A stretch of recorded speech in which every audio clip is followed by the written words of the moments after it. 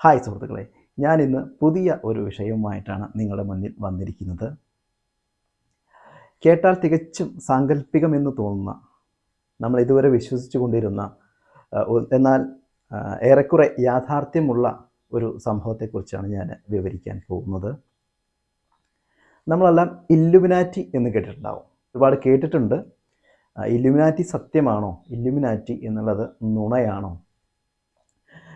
ഇത് യാഥാർത്ഥ്യമാണോ അതോ വെറും ഫിക്ഷൻ മാത്രമാണോ എന്ന് ആരും തന്നെ ഉറപ്പിച്ച് പറയുന്നില്ല. ആർക്കും തന്നെ അതിനുള്ള തെളിവുകൾ കിട്ടിയിട്ടില്ല. എങ്കിൽ കൂടി ചില യാഥാർത്ഥ്യങ്ങൾ വെച്ച് ഞാൻ പറയുകയാണ്. ഇല്ലുമിനാറ്റി എന്ന സംഘടന, ഇല്ലുമിനാറ്റി എന്ന വാക്ക് ഉണ്ടാവുന്നത് ഇല്ലുമിനാറ്റസ് എന്ന ഗ്രീക്ക് പദത്തിൽ നിന്നാണ് ഇല്ലുമിനാറ്റി എന്ന വാക്കുണ്ടാവുന്നത്.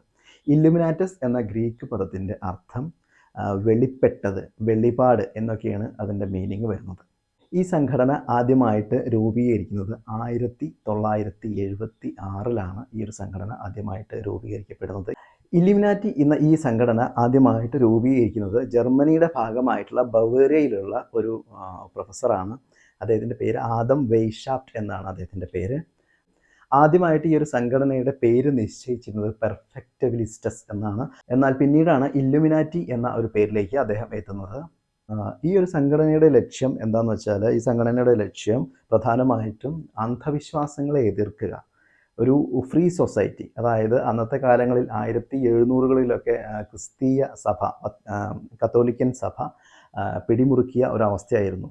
അപ്പോൾ മതത്തിൻ്റേതായിട്ടുള്ള വലിയൊരു സ്വാധീനം അന്ന് ഉണ്ടായിരുന്നു. അത് കുറച്ച് കൊണ്ടുവരിക, അതേപോലെ അന്ധവിശ്വാസങ്ങൾ കുറച്ച് കൊണ്ടുവരിക, മതത്തിൻ്റെ സ്വാധീനം കുറച്ച് കൊണ്ടുവരിക, അതേപോലെ ശാസ്ത്ര സാങ്കേതിക വിവരങ്ങളുടെ ഒരു സംരക്ഷണം, ശാസ്ത്ര സാങ്കേതിക വിദ്യ എല്ലാവർക്കും പകർന്നു നൽകുക, അങ്ങനെ പുതിയ ഒരു ലോകക്രമം സൃഷ്ടിക്കുക എന്നുള്ളതായിരുന്നു ഈ ഒരു സംഘടനയുടെ ആത്യന്തികമായിട്ടുള്ള ലക്ഷ്യം. എന്നാൽ യഥാർത്ഥത്തിൽ ഇല്ലുമിനാറ്റിയുടെ വേരുകൾ തേടി ചെല്ലുമ്പോൾ നമ്മുടെ ഇന്ത്യയിലാണ് അതെത്തുന്നത്. ഇന്ത്യയിൽ അതെങ്ങനെയാണ് എത്തുന്നതെന്ന് വെച്ചാൽ, ക്രിസ്തുവിനുള്ള മുൻപ് ഉള്ള കാലഘട്ടത്തിൽ മൗര്യ സാമ്രാജ്യം ഭരിച്ചിരുന്ന അശോക ചക്രവർത്തി ഖരവേലന്മാരുമായിട്ടുള്ള ആ യുദ്ധം കഴിഞ്ഞാണ് അദ്ദേഹത്തിന് ഒരു വലിയ ഒരു വെളിപാട് ഉണ്ടാവുന്നത്. ഈ യുദ്ധം എന്ന് പറഞ്ഞാൽ ഒരു മഹാവിനാശമാണ്. അപ്പോൾ അതുകൊണ്ട് തന്നെ ഈ യുദ്ധം നടത്തുന്ന ഒരു വിനാശം, അതിന് പകരമായി ഈ യുദ്ധത്തിന് ഉപയോഗിക്കുന്ന മനുഷ്യൻ്റെ ബുദ്ധിയും ശക്തിയും മനുഷ്യ നന്മയ്ക്കായിട്ട് വേണ്ടിയിട്ട് ഉപയോഗിക്കാൻ വേണ്ടിയിട്ട് ചില കാര്യങ്ങൾ അശോക ചക്രവർത്തി തൻ്റെ ഒരു 9 ശിഷ്യന്മാർക്കായിട്ട് അദ്ദേഹം പറഞ്ഞു കൊടുക്കുകയാണ്. ഈ ഒരു 9 ശിഷ്യന്മാർ അടുത്ത തലമുറയ്ക്ക് കൂടി ഈ ഒരു രഹസ്യം പറഞ്ഞു കൊടുക്കുകയാണ്. അങ്ങനെ തലമുറകളായിട്ട് ഈ ഒരു രഹസ്യം പകർന്നുകൊണ്ടിരിക്കുകയാണ്. ലോകത്തിലെ ഏറ്റവും രഹസ്യ സ്വഭാവമുള്ള ഒരു സംഘടനയാണ് ഇല്ലുമിനാറ്റി. ഇല്ലുമിനാറ്റിയെക്കുറിച്ച് അന്നത്തെ ഒരു വിഖ്യാത സാഹിത്യകാരൻ ഡാൻ ബ്രൗൺ എഴുതിയിട്ടുണ്ട്. അദ്ദേഹത്തിൻ്റെ പുസ്തകം ഏഞ്ചൽ ആൻഡ് ഡെമോൺ എന്നുള്ള ആ ഒരു പുസ്തകം വളരെയധികം പ്രശസ്തമാണ്. ആ പുസ്തകത്തിൽ അദ്ദേഹം ഇല്ലുമിനാറ്റിയെക്കുറിച്ച് വളരെയധികം കാര്യങ്ങൾ അദ്ദേഹം പറയുന്നുണ്ട്. ഇല്ലുമിനാറ്റി എന്ന സംഘടന വളരെയധികം അധികാരവും പണവും അതുപോലെ അറിവും എല്ലാമുള്ള കുറച്ച് വ്യക്തികളുടെ ഒരു കൂട്ടമാണ് ഇല്ലുമിനാറ്റി. ഇവർക്ക് നിശ്ചിതമായിട്ടുള്ള ചില താല്പര്യങ്ങളുണ്ട്. പുതിയൊരു ലോകക്രമത്തെക്കുറിച്ച് ഇവർക്ക് ചില സങ്കല്പങ്ങളുണ്ട്. അങ്ങനെയുള്ള ഒരു നിഗൂഢമായിട്ടുള്ള രഹസ്യ സ്വഭാവങ്ങളോടെ പ്രവർത്തിക്കുന്ന ഒരു സംഘടനയാണ് ഇല്ലുമിനാറ്റി. മുൻ കനേഡിയൻ പ്രതിരോധ മന്ത്രി പോൾ ഹെല്യറാണ് ഇല്ലുമിനാറ്റിയെക്കുറിച്ച് ആധികാരികമായിട്ട് സംസാരിക്കുന്നത്. ആദ്യമായിട്ടൊരു രാഷ്ട്രീയക്കാരൻ ഇല്ലുമിനാറ്റി എന്നുള്ള സംഭവത്തെക്കുറിച്ച് വിവരിക്കുന്നതാണ്. ഇല്ലുമിനാറ്റി യാഥാർത്ഥ്യമാണെന്ന് അദ്ദേഹം വാദിക്കുന്നു. പോൾ ഹെല്യർ കാനഡയിലെ പ്രതിരോധ മന്ത്രിയായിരുന്നത് 1963, 1967 കാലഘട്ടങ്ങളിലാണ്. അദ്ദേഹം പറയുന്നു, വളരെയധികം അധികാരവും പണവും അറിവും ഒക്കെയുള്ള ഒരു കൂട്ടം ആളുകളുടെ കയ്യിലാണ് ലോകം. ഈ ആളുകളാണ് ലോകത്തെ നിയന്ത്രിക്കുന്നത്. ലോകം എങ്ങനെ ചലിക്കണമെന്ന് തീരുമാനിക്കുന്നത് ഈ ഒരു കൂട്ടം വ്യക്തികളാണ്, അദ്ദേഹം തുറന്നു പറയുന്നു. ആദ്യമായിട്ടാണ് ഇങ്ങനൊരു രാഷ്ട്രീയക്കാരൻ ഇങ്ങനൊരു വെളിപാട് നടത്തുന്നത്. അത് വളരെ ചർച്ചയായി അന്നത്തെ ആ ഒരു കാലഘട്ടങ്ങളിൽ. അദ്ദേഹം പറയുന്ന വേറൊരു കാര്യം എന്താണെന്ന് വെച്ചാൽ, ഇല്ലുമിനാറ്റി എന്ന ഈ സംഘടനയ്ക്ക് കാലാവസ്ഥാ വ്യതിയാനത്തെ അതിനുള്ള പരിഹാരങ്ങൾ പോലും ഈ ഒരു സംഘടനയ്ക്ക് അറിയാം എന്നുള്ളതാണ് അദ്ദേഹം പറഞ്ഞു വയ്ക്കുന്നത്.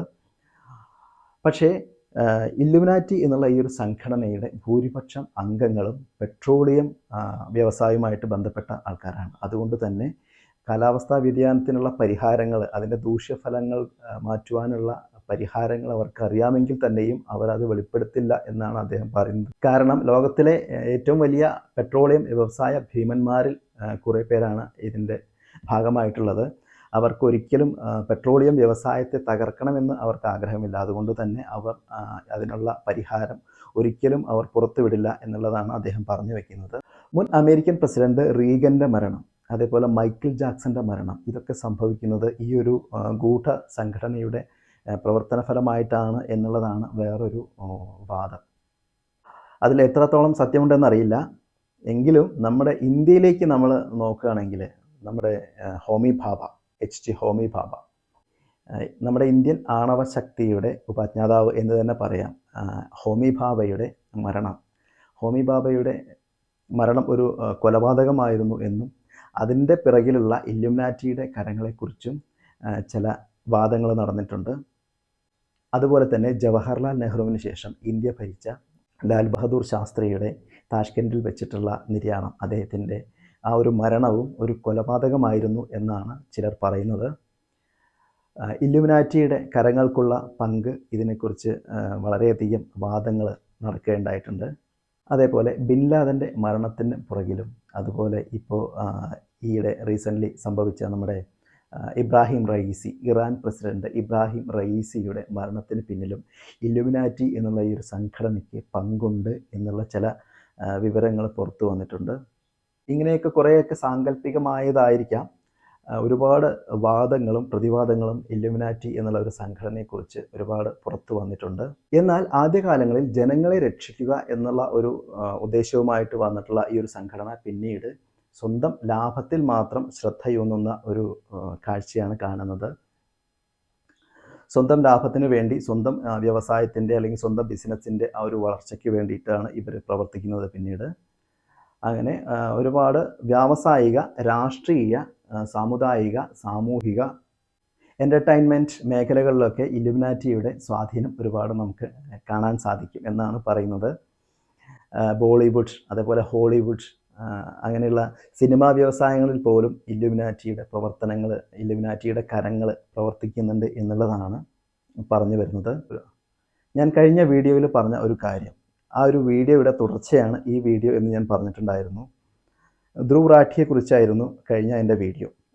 ധ്രുവ് റാഠി ജർമ്മനിയിലാണ് അദ്ദേഹം താമസിക്കുന്നത്. ഇല്ലുമിനാറ്റിയുടെ ആ ഒരു ജന്മസ്ഥലം എന്ന് വേണമെങ്കിൽ നമുക്ക് പറയാം. അദ്ദേഹവും ഇല്ലുമിനാറ്റിയുടെ ഒരു ഏജൻ്റാണ് എന്നാണ് ചില വാദങ്ങൾ ഉയരുന്നത്. ഇന്ത്യൻ രാഷ്ട്രീയത്തിലാണ് അദ്ദേഹം ഇടപെടുന്നത്. ഇന്ത്യൻ ഭരണകൂടത്തെ മാറ്റുക എന്നുള്ള ഒരു ദൗത്യത്തിലാണ് അദ്ദേഹം ഏർപ്പെട്ടിരിക്കുന്നത്. അപ്പോൾ ധ്രുവ് റാഠിയും ഈ ഒരു രഹസ്യ സംഘടനയുടെ ഭാഗമാണ് എന്നാണ് പറയപ്പെടുന്നത്. അതേപോലെ നമ്മുടെ അരവിന്ദ് കെജ്രിവാളും ഇതുപോലെ ഈ ഒരു രഹസ്യ സംഘടനയുടെ ഭാഗമാണോ എന്നുള്ള ചില വാദങ്ങളും നടക്കുന്നുണ്ട്. അങ്ങനെ ഇന്ത്യയുടെ പ്രൈം മിനിസ്റ്റർ സ്ഥാനത്തേക്ക് വരെ അദ്ദേഹം പരിഗണിക്കപ്പെടുന്നുണ്ട്. ഇന്ത്യ മുന്നണി എന്നൊക്കെ പറയപ്പെടുന്ന ഈ ഒരു മുന്നണിയാണ് അധികാരത്തിൽ വരുന്നത് വെച്ചെങ്കിൽ അരവിന്ദ് കെജ്രിവാൾ അതിലൊരു പ്രധാനമായിട്ടുള്ള സ്ഥാനം വഹിക്കുന്നതാണ്. ചിലപ്പോൾ പ്രധാനമന്ത്രി സ്ഥാനത്തേക്ക് വരെ അരവിന്ദ് കെജ്രിവാൾ നിയോഗിക്കപ്പെട്ടേക്കാം. അതും ഇല്ലുമിനാറ്റി എന്നുള്ള സംഘടനയുടെ ഒരു ഗൂഢലക്ഷ്യങ്ങളിൽ ഒന്നായിട്ട് നമുക്ക് വേണമെങ്കിൽ കരുതാം. അദ്ദേഹം വലിയ ഒരു മോദി വിരോധി ആയി മാറുന്നതും അതുകൊണ്ടാണ് കർഷക സമരത്തെ പോലും അദ്ദേഹത്തിന് സ്വാധീനിക്കാൻ കഴിയുന്നത്. അങ്ങനെ ഇന്ത്യയുടെ ഭരണകൂടത്തെ തന്നെ മാറ്റിമറിക്കാനുള്ള ഒരു കെൽപ്പ് ഇപ്പോൾ ഈ ഒരു രാഷ്ട്രീയ നേതാവിനുണ്ട്. ഇതാണ് ഇല്ലുമിനാറ്റി എന്നുള്ള സംഘടനയും ഉദ്ദേശിക്കുന്നത്. ഇപ്പോഴുള്ള ആ ഒരു ഇന്ത്യൻ ഗവൺമെൻറ്റിനെ അട്ടിമറിക്കുക എന്നുള്ള ഒരു ദൗത്യത്തിലാണ് ഇപ്പോൾ ആ ഒരു സംഘടന ശ്രദ്ധിക്കുന്നത് എന്നുള്ളതാണ് നമുക്കിതിൽ നിന്നും മനസ്സിലാക്കേണ്ടത്.